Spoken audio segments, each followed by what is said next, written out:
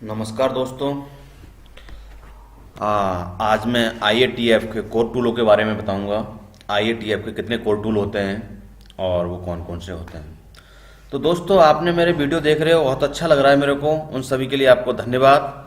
और लाइक भी कर रहे हो, कमेंट भी कर रहे हो, बहुत अच्छा है। और आप ऐसे वीडियो देखते रहो, कुछ सीखते रहो, है ना। इसको इम्प्रूवमेंट करो, अपने आप जीवन में उतारो और आप इनसे प्रॉफिट ले सकते हो। तो दोस्तों, अगर ये भी वीडियो आपको अच्छी लगती है तो लाइक करना, शेयर करना और कमेंट बॉक्स में कमेंट जरूर लिखना। जो भी त्रुटियां बताता हूं मैं, तो मैं और सुधार के आगे वीडियो को और इम्प्रूवमेंट करके आपके लिए ट्रेनिंग दे सकूं। तो दोस्तों, आइए चलते हैं हम IATF कोर टूल के बारे में जानते हैं। तो IATF कोर टूल हमारे कितने प्रकार के होते हैं? ये 5 प्रकार के होते हैं। तो ये IATF जो हमारा नया सर्टिफिकेट आया है, उसके अंदर पहले TS था, उसमें भी 5 टाइप के थे और इसमें भी 5 टाइप के कोर टूल हैं। कौन कौन से? APQP। तो ये है पहला, एडवांस्ड प्रोडक्ट क्वालिटी प्लानिंग। पहला हमारा कोर टूल है एडवांस्ड प्रोडक्ट क्वालिटी प्लानिंग। नाम से ही जाना जाता है कि हम क्वालिटी को, जो प्रोडक्ट बना रहे हैं हम, एडवांस्ड में हम प्लान करें और उसको पूरा सिस्टम बना लें। तरीका वो चीज़ है, इसके बारे में जानने डाल रहे हैं। FMEA, failure mode effect analysis. जो प्रोडक्ट फेल होने से पहले ही हम उसको एनालिसिस करें, किस मोड पर ये फेल होगा, तो हम उसके रिस्क फाइंड आउट करके उस पर एक्शन लेंगे। उसके बाद हम इस प्रोडक्शन में रन करेंगे। दूसरा है PPAP, advanced product quality planning. जब हम किसी पार्टी को प्रोडक्शन अपना देते हैं, सबमिट करते हैं, तो हमें PPAP की रिक्वायरमेंट होती है। तो मैंने इसलिए बताया हुआ है PPAP के कुछ आंसरों में, देखा होगा आपने, तो वहां से देख लीजिएगा। SPC, statistical process control. तो ये हमारा प्रोसेस को देखती है, मेजर करते हैं हम, प्रोसेस हमारा कैपेबल है क्या, प्रोसेस हमारा जो चल रहा है मीन पे चल रहा है, तो मीन से कितना डेबिट हो जाता है, कितना अपर जाता है, कितना लोअर जाता है, ये सारी चीजें डिफाइन करता है प्रोसेस कैपेबिलिटी में। हम स्टडी करते हैं इसे।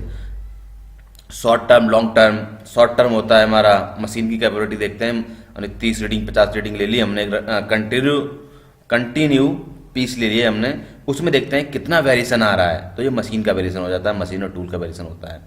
और जो हम लॉन्ग टर्म लेते हैं 1 2 3 लॉट का, तो वो हमारा प्रोसेस कैपेबिलिटी बताता है, प्रोसेस हमारा कितना स्टेबल है, कितना स्टेबल नहीं है। तो ये सारी चीजें इसमें SPC में हम देखेंगे। MSA, measurement system analysis. हम MSA गेज का कैलिब्रेशन कर लेते हैं, तो जो भी एरर होती हैं उनको हम दूर करते हैं, चेक करते हैं गेज में कितने एरर है। हमारा जो ऑपरेटर है वो चेक करने में कितनी एरर करता है, चेक करने में एरर करता है। तो वो सारी चीजें हम फाइंड आउट करते हैं। तो ये मेजरमेंट सिस्टम एनालिसिस के अंतर्गत हम जानेंगे। तो आइए दोस्तों, पहला टूल लेते हैं हम।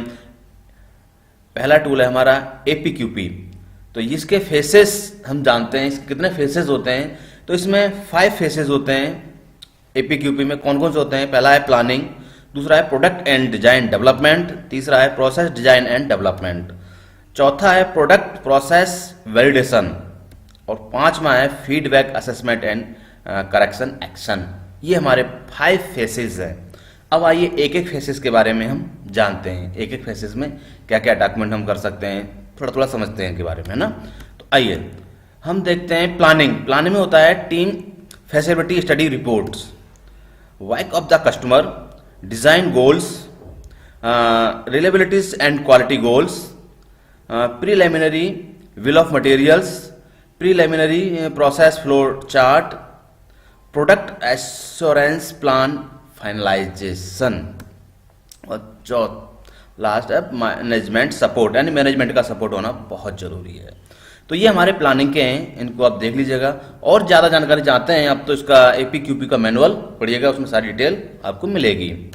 तो दूसरा फेसेस है हमारा प्रोडक्ट एंड डिजाइन डेवलपमेंट में क्या क्या होते हैं। DFMEA, हम DFME बनाते हैं, design failure mode effect analysis का स्टडी करते हैं। डिजाइन ऑफ मैन्युफैक्चरेबिलिटीज एंड असेंबलीज, हम जो हमारी डिजाइन की लाइन है या जो मैन्युफैक्चरिंग है उसमें हम देखते हैं क्या क्या इंप्रूवमेंट कर सकते हैं, ये हमारा प्रोडक्ट बन सकता है या नहीं बन सकता, वो स्टडी करते हैं। असेंबली में अगर कोई चेंजेस हुए हैं या कुछ हमारा चेंज करने की जरूरत है, तो हम वो असेंबली लाइन में देखते हैं कि यह दूसरा प्रोडक्ट हमारा हम इस लाइन पर बना सकते हैं या नहीं, हमें दूसरी लाइन लगानी पड़ेगी, तो वो हम सब एनालिसिस करते हैं। तीसरा है डिज़ाइन वैलिडेशन प्लान। अब डिज़ाइन को वेरिफिकेशन करेंगे, हम डिज़ाइन को वेरिफिकेशन प्लान करेंगे इसके हम, और प्रोटोटाइप कंट्रोल प्लान बनाएंगे, और इंजीनियरिंग ड्राइंग लेंगे। Engineering specifications, material specifications, design and specifications changes. तीसरा फेसेस है हमारा process design and development, packaging standards and specifications. हम जो पैकेजिंग का देखेंगे, कैसे मटेरियल पैक करके देना है, क्या स्पेसिफिकेशन रहेंगे, वो सब हम देखते हैं। Product process quality system review, हम जो प्रोडक्ट प्रोसेस क्वालिटी का रिव्यू करते हैं। प्रोसेस फ्लो चार्ट फाइनलाइजेशन करेंगे। करेक्टरिस्टिक्स मैट्रिक्स बना लेंगे। प्रोसेस PFMEA, अब जो प्रोसेस के जो फेलियर मोड इफेक्ट एनालिसिस हैं उनको हम करेंगे, जो प्रोसेस में फेलियर रिस्क हैं उनको एनालिसिस करेंगे हम। Preparations of pre launch control plan, हम प्री लॉन्च कंट्रोल प्लान बनाएंगे। Work instruction of all the activities, अब हम वर्क इंस्ट्रक्शन बनाएंगे, इसमें SOP MOP जो भी हमें रिक्वायरमेंट है प्रोसेस के अकॉर्डिंग वो हम सारी बना लेंगे। MSA प्लान करेंगे, और प्रोसेस कैपेबिलिटी स्टडी का हम प्लान कर लेंगे। हम जब हमारा प्रोडक्ट चलेगा तो MSA करेंगे और SPC भी करेंगे। चौथा टूल है प्रोडक्ट एंड प्रोसेस वैलिडेशन। अब हम प्रोडक्ट और प्रोसेस को हम वैलिडेट करेंगे। हम जो वैलिडेशन करते हैं प्लांट में अपने में, वो हम वैलिडेट करेंगे। तो मेजरमेंट सिस्टम एवेल्यूएशंस, जो हम मेजरमेंट सिस्टम है उसको हम एवेल्यूएट करेंगे। और प्रीलिमिनरी प्रोसेस कैपेबिलिटी स्टडीज, हम प्रोसेस कैपेबिलिटी स्टडीज बताएंगे, इसको उसको करेंगे। दूसरा है PPAP, product part approval process. अब जो PPAP में 18 डॉक्यूमेंट होते हैं उनको हम रिवाइज करेंगे, जैसे कस्टमर की रिक्वायरमेंट होती है उसके अकॉर्डिंग हम PPAP बना लेंगे। पैकेजिंग एवेल्यूएशन, हम पैकिंग का एवेल्यूएट करेंगे, जो पैकिंग है हमारा एवेल्यूएशन करेंगे उसका। Product control plan, production control plan, अब हम प्रोडक्शन कंट्रोल प्लान बना लेंगे। जो हमारा प्रोडक्शन में स्पेसिफिक पैरामीटर चेंज हुए थे, जो भी हुए थे, वो हम सारे फ्रीज कर देंगे। प्रोडक्शन वैलिडेशन टेस्टिंग, अब हम प्रोडक्शन की वैलिडेशन टेस्टिंग कर लेंगे। तो दोस्तों लास्ट फेसेस है हमारा पांचवा, feedback assessment and correction action. अब हम इसमें से क्या करेंगे, रिडक्ट वेरिएशन, जो इसके वेरिएशन आए उनको खत्म करेंगे। इम्प्रूव कस्टमर सेटिस्फैक्शन, हम कस्टमर को इम्प्रूव करने के लिए कुछ उपाय करेंगे, जो कस्टमर हमेशा हमारा खुश रहे और उसको इम्प्रूव करेंगे तो सेटिस्फैक्शन के लिए। और तीसरा है इम्प्रूव्ड डिलीवरी एंड सर्विसेज, जो हमारी डिलीवरी दे रहे हैं उसको हम देने में सर्विसेज उसको बढ़ाएंगे और अच्छी सर्विस देंगे। Effective use of lesson learned best practice, अब हमने इसमें सीखा क्या, लेसन लर्न क्या है हमारा, वो हम बनाएंगे। अब आइए चलते हैं हम दूसरे टूल की तरफ। दूसरा टूल है हमारा PPAP। PPAP होता है प्रोडक्शन पार्ट अप्रूवल प्रोसेस। ये इसकी रिक्वायरमेंट होती है न्यू पार्ट डेवलपमेंट के लिए, इंजीनियरिंग चेंज के लिए, चेंज टू मटेरियल, कोई मटेरियल चेंज होता है तो अगर हमारा change of in the process, change in the part process, अब प्रोसेस में कोई भी चेंज होता है, XYZ चेंज करते हैं तो हम APQP बनाते हैं। अगर हमारा सप्लायर से मटेरियल चेंज होता है, कोई सप्लायर चेंज करते हैं हम, तब भी APQP बनाने की जरूरत पड़ती है हमें।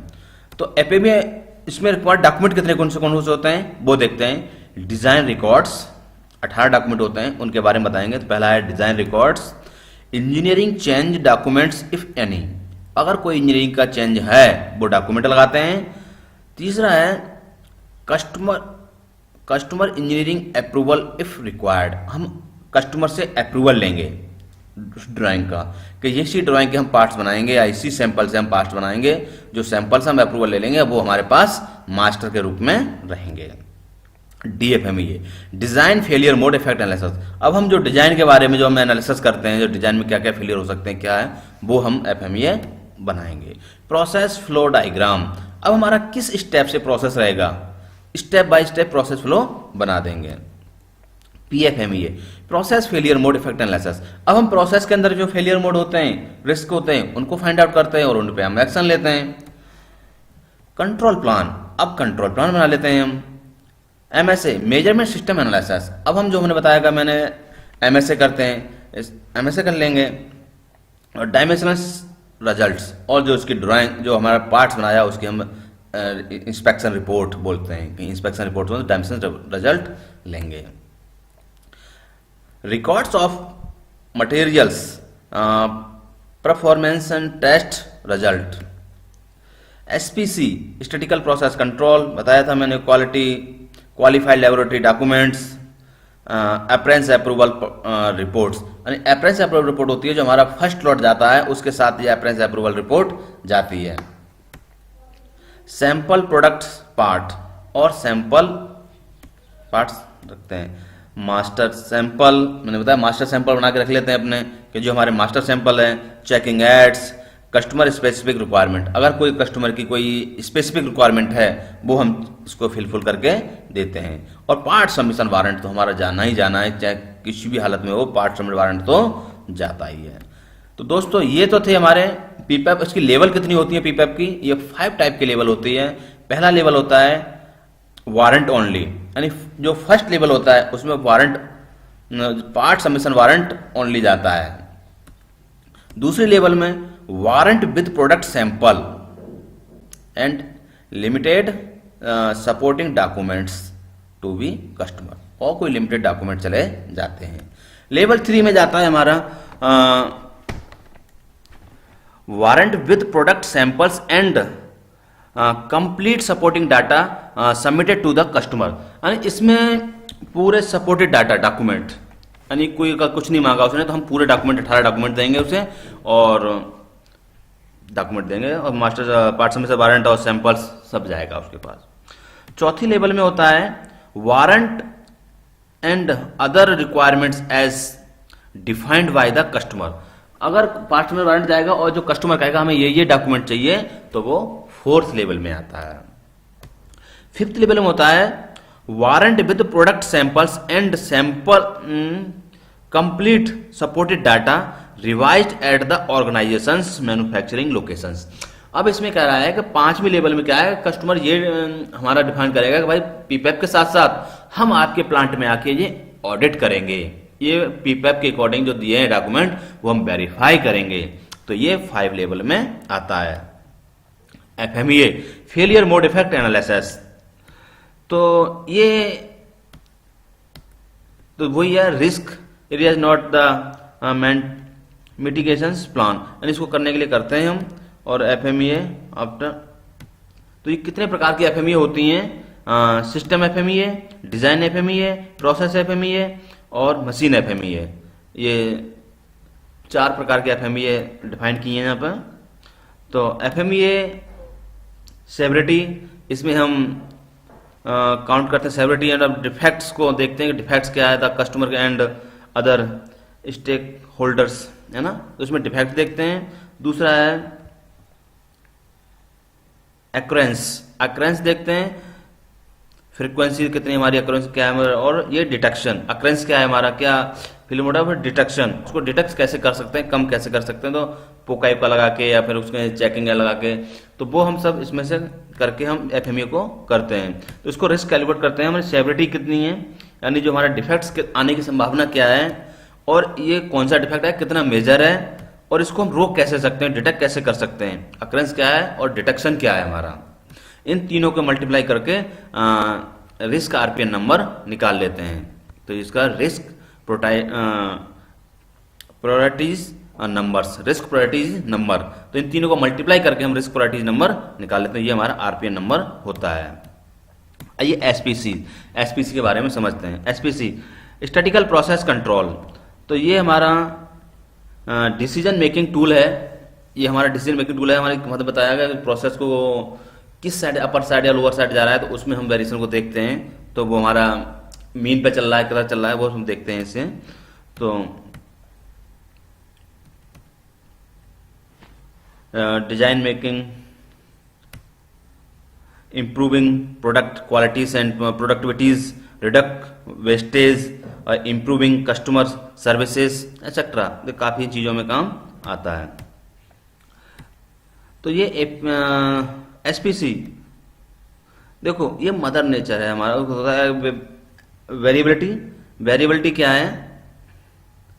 देखो कोई चीज़ सेम नहीं होती है, इसमें क्या कोई चीज़ सेम नहीं होती है, सब चीज़ वेरिएबल होती है। तो उसको देखने के लिए बताया गया है। तो कोई पार्ट डिफरेंट सेम नहीं होता, तो मटेरियल डिस्क्रिप्शंस, इक्विपमेंट्स डिफरेंट्स, जो हमारी इक्विपमेंट होता है वो भी डिफरेंस होता है, मटेरियल डिफरेंस होता है, और ह्यूमन मैन परफॉर्मेंस डिफरेंस, जो ह्यूमन पावर होती है वो भी डिफरेंस, एजुकेशंस और चेक करने का मेथड भी अलग होता है, पावर फेलियर यानी पावर फ्लक्चुएशन होती है। तो ये सारी चीज़ें के कारण से हम वेरिएशन आता है। यानी कि मैन है, मैन का भी वेरिएशन करेगा, और फ्रिक्वेंट मटेरियल डिफरेंस, जो मटेरियल है कभी हार्ड आएगा कभी सॉफ्ट आएगा, और फ्रिक्वेंट इक्विपमेंट्स डिफरेंस, इक्विपमेंट्स भी डिफरेंस रहेगा, और ह्यूमन पावर भी दिक्कत आती है। ठीक है, तो ये हमारा अगला एसपीसी के ये फार्मूले वगैरह हैं, ये फार्मूले आप देख सकते हो। ये हमारा well curve, normal distribute curve है ये, तो इसमें आप देख सकते हैं ये इस कंट्रोल लिमिट में चलेगा तो हमारा प्रोसेस कैपेबल है 3 सिग्मा में, और ये हमारा कस्टमर की दी हुई विड्थ है।